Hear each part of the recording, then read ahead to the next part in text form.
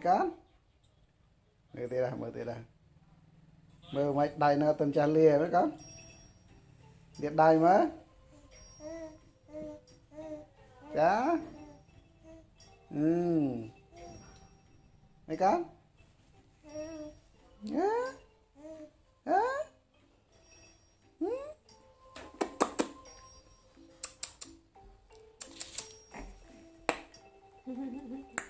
cả lăng tật này nè nhưng mà đây thì ra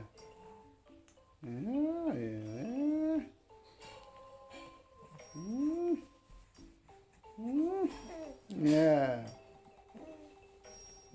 ơi chá chá tiền vô cha nó chọc ồn chá